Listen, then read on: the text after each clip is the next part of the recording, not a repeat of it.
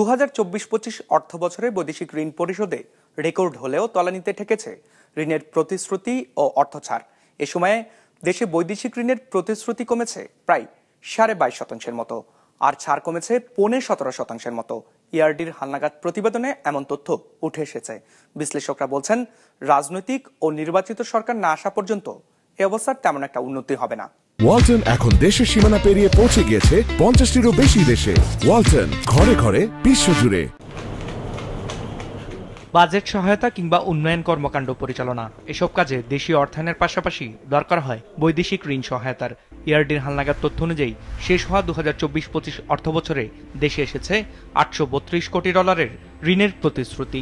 2023-24 অর্থ বছরে যা ছিল $1073 কোটি। সে হিসেবে বছরের ব্যবধানে দেশে বৈদেশিক ঋণের প্রতিশ্রুতি কমেছে 22.5%। প্রতিশ্রুতির পাশাপাশি কমেছে ছাড়ের পরিমাণও। 2024-25 অর্থ বছরে ঋণদাতা সংস্থাগুলো ছাড় করেছে $856 কোটি, যা তার আগের অর্থ বছরের চেয়ে 17.5% কম। কমিটমেন্ট কমেছে, ডিসবার্সমেন্ট কমেছে, তার মানে আমাদেরকে কেউ ঋণের কমিটমেন্ট দিচ্ছে না, তার মানে আমাদের আস্থা রাখতে পারছে না, তার মানে আমাদের পলিটিক্যাল সিচুয়েশন বা আমাদের অন্যান্য সিচুয়েশনের উপর লোকজন আস্থা রাখতে পারছে না। বিদায়ী অর্থ বছরের সবচেয়ে বেশি প্রতিশ্রুতি এসেছে বিশ্ব ব্যাংকের কাছ থেকে $284 কোটি, দ্বিতীয় সর্বোচ্চ এশীয় উন্নয়ন ব্যাংকের কাছ থেকে $200 কোটি, জাপানের কাছ থেকে $188 কোটি, আর এশীয় অবকাঠামো বিনিয়োগ ব্যাংক থেকে $56 কোটি।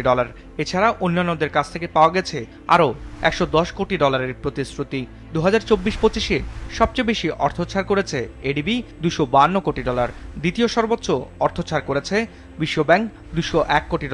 এছাড়া জাপান $157 কোটি, রাশিয়া ছাড় করেছে $67 কোটি, এশীয় অবকাঠামো বিনিয়োগ ব্যাংক থেকে $52 কোটি, চীন 41 ও ভারত 18 কোটি। এর বাইরে অন্যান্য উৎস থেকে মিলেছে $68 কোটি।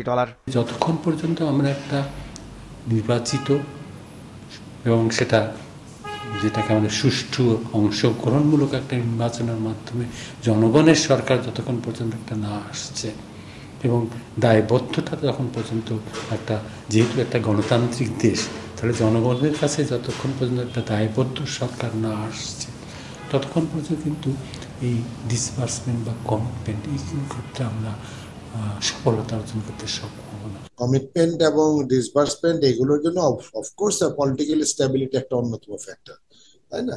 তো ওইটা তো আমাদের নির্বাচন না হওয়া পর্যন্ত এরকম ইনস্টেবিলিটি থাকবেই। তো তার জন্য যদি আপনার কমে যায় বা কমিটমেন্ট বা ডিসবার্সমেন্ট কমে যায়, সেটাকে আর স্বাভাবিকভাবে ধরে নিতে হবে, কারণ এখন তো একটা অস্বাভাবিক অবস্থার মধ্যে আমরা আছি, আমাদের এখনো রাজনৈতিক স্থিতিশীলতা নাই। তো রাজনৈতিক স্থিতিশীলতা আসলে ডেফিনেটলি এই কমিটমেন্ট এবং ডিসবার্সমেন্ট আসলে আপনার বেড়ে যাবে। তথ্য বলছে, বিদায়ী অর্থ বছরে অর্থনৈতিক সংকট মোকাবেলায় উন্নয়ন সহযোগীদের কাছ থেকে $3.4 বিলিয়ন বাজেট সহায়তা নেওয়া হয়েছে, যা এ যাবৎকালের সর্বোচ্চ। রায়হান শোভন, বিজনেস রিপোর্ট, মাছরাঙা টেলিভিশন।